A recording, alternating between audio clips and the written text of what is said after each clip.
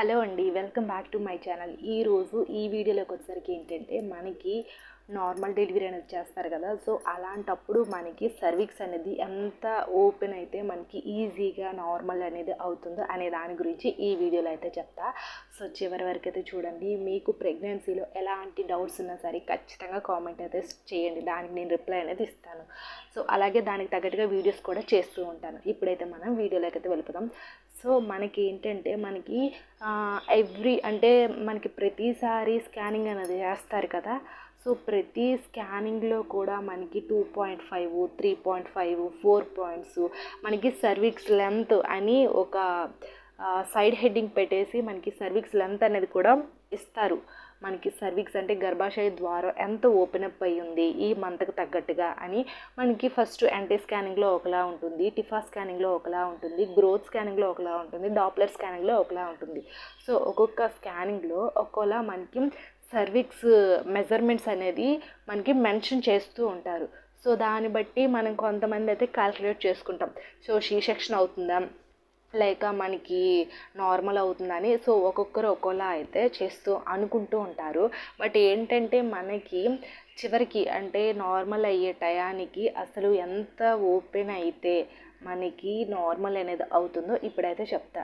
మనకి నార్మల్ అవ్వడానికి ఫస్ట్ మనకి సర్వీక్స్ లెంత్ వచ్చేసరికి ఎంత ఉండాలంటే ఫస్ట్ మెయిన్ వచ్చేసరికి 2.5 కంటే తక్కువగా ఉండాలి. సర్వీక్స్ లెంత్ అంటే పొడవు అంటారు కదా.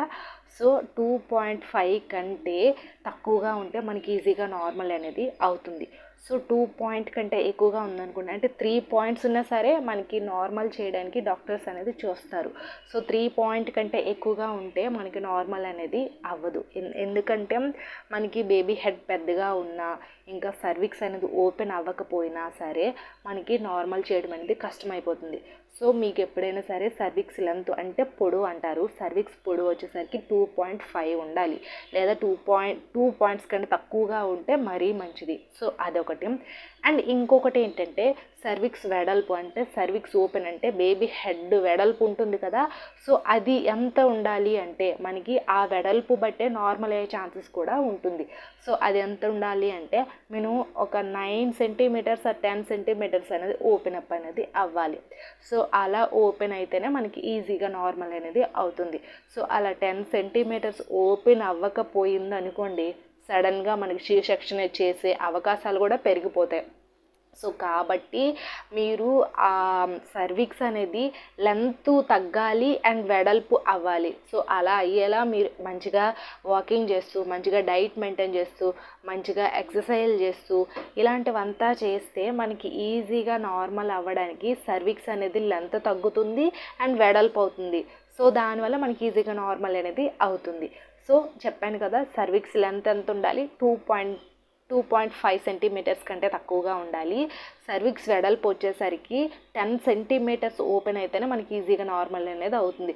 సో 8 సెంటీమీటర్స్, 6 సెంటీమీటర్స్, అలా 5 సెంటీమీటర్స్ అయితే మనకి వెంటనే నార్మల్ అయ్యేది కాస్త సి సెక్షన్ చేసే అవకాశాలు అనేది పెరుగుతాయి. కాబట్టి కొంచెం కేర్ఫుల్గా అయితే ఉండండి. సో కొంతమంది ఏంటంటే సర్వీక్స్ ఓపెన్ అవ్వకపోతే అయ్యో ఈ పెయిన్స్ నా వల్ల కాదు, ఇంకా నేను తట్టుకోలేను, ఇంకా సి సెక్షన్ చేసేయండి అని కొంతమంది అంటూ ఉంటారు. అంటే పెయిన్స్ని ఇంకా కంట్రోల్ చేసుకోలేక. సో అలాంటప్పుడు మీకు నార్మల్ అయ్యేటప్పుడు పెయిన్స్ని కూడా కంట్రోల్ చేసుకుంటూ ఉంటే సో మనకి ఈజీగా నార్మల్ అవుతుంది. ఐ హోప్ మీకు తెలిసింది అనుకుంటున్నాను, ఒక క్లారిటీ వచ్చింది అనుకుంటున్నాను. మీకు కనుక ఈ వీడియో కనుక నచ్చితే లైక్ చేయండి, షేర్ చేయండి. డైలీ ప్రెగ్నెన్సీ వీడియోస్ కోసం ఖచ్చితంగా ఫాలో అయితే అవ్వండి. అండ్ నెక్స్ట్ వన్ వచ్చేసరికి ఏంటంటే ఆఫ్టర్ డెలివరీ తర్వాత baby care videos and after delivery తర్వాత ఎలాంటి టిప్స్ పాటించాలి అనే దానికి వేరేగా ఛానల్ పెట్టాను నేను, Kalyan sir talkies channel. So ఆ ఛానల్ వెళ్ళైతే చూడండి, అందులో మంచిగా అన్ని టిప్స్ ఉంటాయి. సో నచ్చితేనే సబ్స్క్రైబ్ అయితే చేయండి. Thanks for watching this video.